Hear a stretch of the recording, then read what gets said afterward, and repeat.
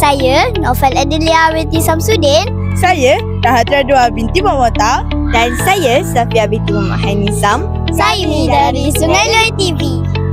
Bertemu lagi kita di episod pada kali ini. Hari ini kami berada di Carnival Digital STEM Ria JJ 2025. Jom kawan-kawan. Dua hari ini juga kita dipenuhi dengan pelbagai pertandingan. Pertandingan yang menjurus kepada digital pula. Dan kita ada juga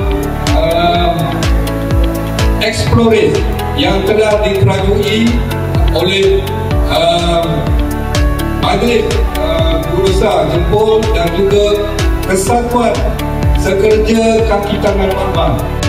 Strategi yang telah membantu memastikan kelangsungan dan kejayaan Carnival kita ini. Dan saya tak lupakan ucapan tahniah kepada semua pengetua, semua guru besar dan semua guru-guru, pengiring, pegawai teknikal yang memastikan program Carnival ini berjaya.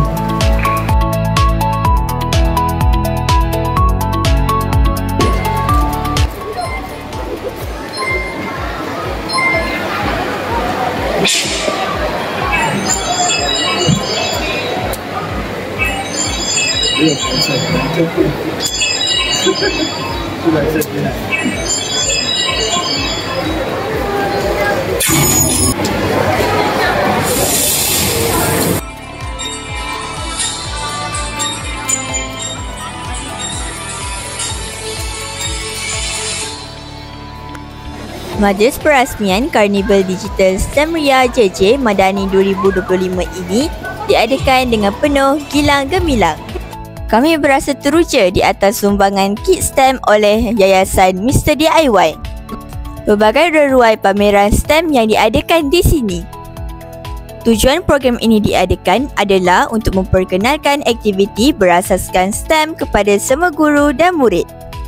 Program ini juga dapat mengasah kemahiran serta pengetahuan murid dalam menguasai bidang sains, teknologi, kejuruteraan dan matematik yang merupakan satu keperluan pada masa kini dan akan datang selari dengan revolusi industri 4.0.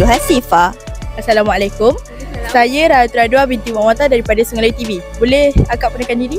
Okey, Assalamualaikum. Nama saya Nur Arifah Syamina binti Muhammad Aizil dari SMK Datuk Endang Musa Al-Haj. Okey, boleh saya temu nama akak? Boleh? Apa perasaan akak apabila hadir program STEM Ria PPDJJ pada kali ini? Okey, perasaan saya ialah saya sangat gembira tapi sedikit kecewa lah sebab kita orang tak dapat lepas ke suku akhir untuk robotik 500 gram. Okay. Apa harapan akak untuk masa yang akan datang pasal program ni? Okey, untuk harapan saya ialah saya harap next time program ni makin banyak pelajar dan semoga saya lepaslah untuk ke final robotik nanti. Terima kasih. Sama.